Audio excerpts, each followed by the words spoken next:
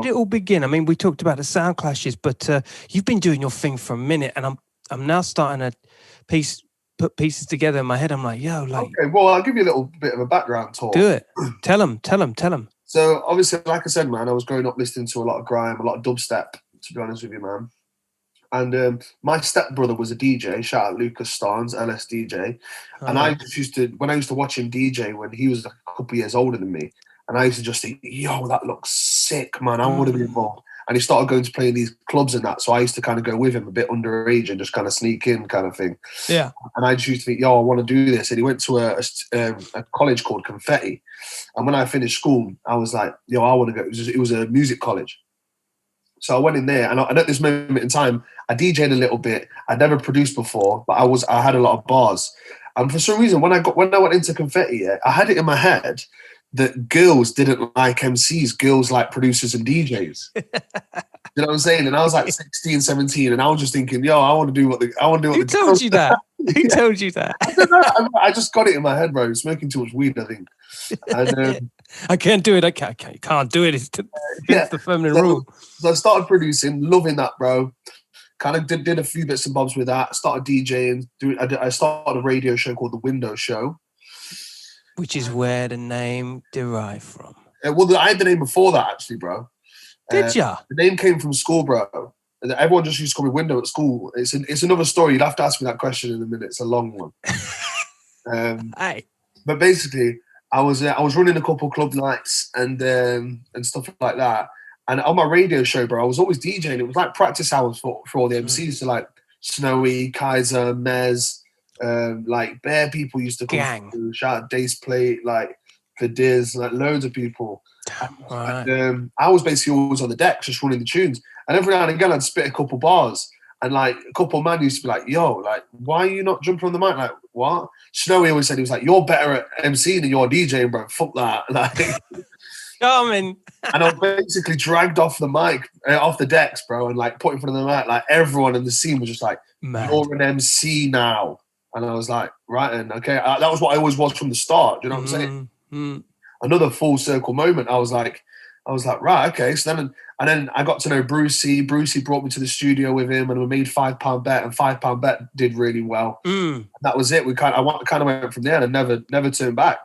Mad serendipity going on. Just yeah. I mean, in the right place at the right time, and it suddenly clicks. Everything that you kind of had orbiting around you just.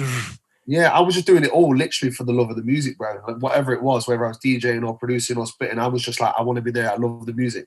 And then obviously it just ended up pushing me into the right place. Yeah, like you say. How do you get that track? Actually, I've got a more broader question. How do you get, for a lot of people out there, just be like, what? So you did that.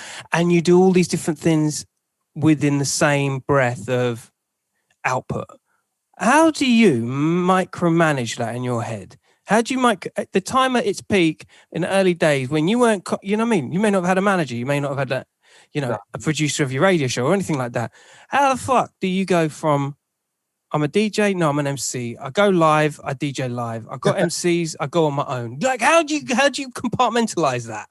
Well, none of it was like big. Like it was just like a little radio space that I was able to just go in and just basically just go. Like I asked for a slot and they went, yeah, 7 till 9 Tuesdays. Still remember, bro. It was some of the best times of my life. Mm-hmm. And then that was it. I was just, as soon as the word came around, everyone could go there and just spit bars and just have a drink and have a blaze, and that just became the hub for Nottingham Grime at them times. And then on the side, like obviously I was just writing bars. I didn't expect me to do anything with them. I was just writing bars because I enjoyed doing it. Producing, I was just sat at home at night, just producing in my other spare time. And then with my mate Lucas was running this event called Dutty, and I just helped him out with that, bro. And then I ended up just fucking playing the 3 till 4 set, the final set, just running all the bangers at night. And it all everyone just kind of ended up becoming like a big crew. Like everyone was just kind of would go Dutty, would go radio, would listen to my beats, would spit on them, and just like, I don't know, man. It was just like you say, small city, like everyone just appreciating each other's shit.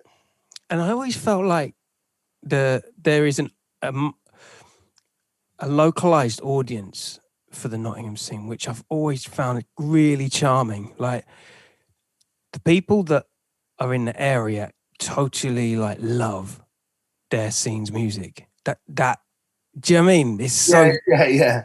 so cool. Proper, everyone's like, Nottingham's the best. Nottingham's the best. Like, if you're from Nottingham, you think Nottingham's the best. Like, all City have a like what's the word? Like, they feel like a patriot of their own city. Like, but yeah, it is one of them. People from Nottingham just feel gassed to be from Nottingham.